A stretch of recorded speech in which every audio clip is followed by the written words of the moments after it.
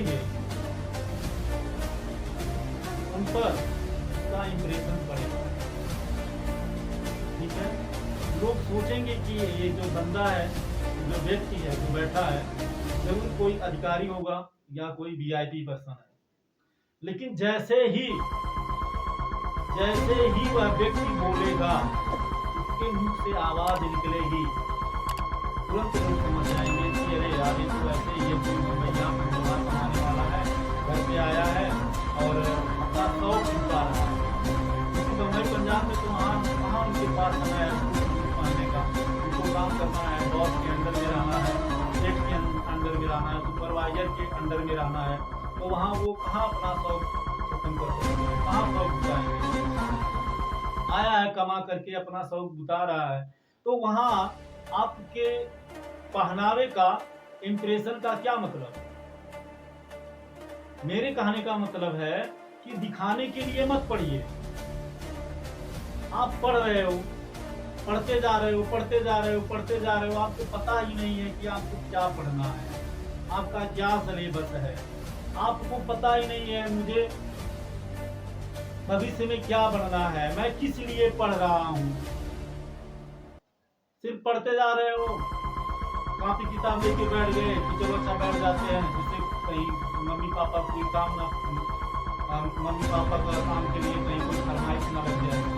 तो mummy papa के काम के फरमाइश से बचने के लिए अगर आप कॉपी किताब खोलकर बैठ रहे हो, या क्लास में टीचर आया दूसरे किताब पलट करके अपना बोलने में गाने लगे, तो आप ये मत सोचो कि हम टीचर को मूर्ख बना रहे हैं या हम अपने मम्मी पापा को मूर्ख बना रहे हैं। नहीं, मम्मी पापा का क्या है, टीचर्स का क्या है, वो जो देखेंगे मान लेंगे, बट आप अपने फ्यूचर को, क्योंकि आज आप अपने आज को क्या कर रहे हो, डिस्ट्रॉय कर रहे हो अपने हाथों से, तो आने वाला फ्यूचर, अगर आज आप अपने समय को डिस्ट्रॉय कर रहे हो, तो जो आपका आने वाला समय है आप उसको डिस्ट्रॉय कर रहे हो, क्योंकि जो आज आपके पास है वही आपका है, और आने वाला कल आज पर निर्भर है।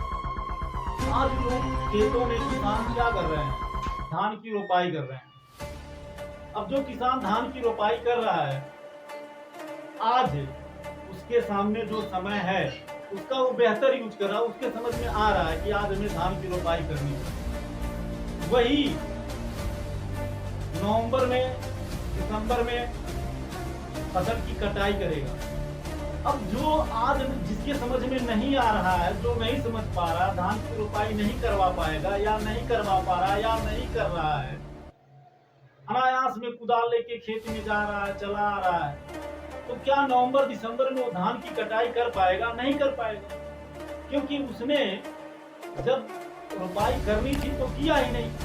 अब आज वो जाएगा नवंबर दिसंबर में तो क्या काटेगा? नहीं काटेगा।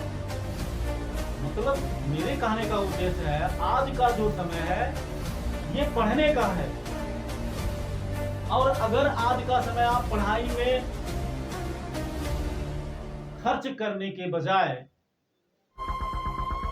उसको आप दिखाने में लग जा रहे हो, तो कल आपका बहुत कष्टदायी होगा। यकीन मानो, अगर आप 18 से 30 के बीच में अगर आप सफल नहीं हो पाए, कोई जॉब नहीं मिला, कोई नौकरी नहीं मिली, कोई सफलता नहीं मिली, तो आप जान लो आपको बहुत सारा दुख उठाना पड़ेगा। और 18 से आप 30 से 18 घटा दो, कितना बचेगा? 12 ईयर मतलब 12 वर्ष। अपना 12 वर्ष अगर आप दिखाने में ना गंवा कर, दिखाने के बजाय रियल में अगर आप पढ़ाई में खर्च कर रहे हो, तो यकीन मानो 30 के बाद का समय, 60 से 70 मान लेते हैं आपकी अगर उम्र होगी, तो 40 साल आराम से जियोगे, साहब बनकर जियोगे, बंगले में रहकर जियोगे। इंजीनियर साहब, डॉक्टर साहब या डीएम साहब आप बन जाओगे, बंगला मिलेगा, नौकर चाकर रहेंगे, एक अंपायर खड़ा कर देंगे, आपके आने वाले बच्चों का फ्यूचर बेटर होगा। और अगर यही 12 साल आप सिखाने में गंवा दिए तो फिर गाने जी सुंदर जी में बोलेंगे मानो जब सच्चाई से सामना आपका होगा तो आप घबरा जाओगे, इसका जवाब नहीं दे पाओगे। तो मेरे कहने का अभिप्राय है, मैं कोई विशेष ज्ञानी नहीं हूँ, मैं एक टीचर हूँ। मैं यही चाहूँगा कि मेरे विद्यार्थियों का भला हो, मेरे विद्यार्थी आगे बढ़ें। और अगर मैं उनके जीवन में किसी तरह से अगर मैं उनको थोड़ा सा भी मोटिवेट कर पाया और वो सफल हो गए तो मैं अपने आप को सौभाग्यशाली हूँ। डियर फ्रेंड्स, आज क्लास में थैंक यू सो मच। जय हिंद।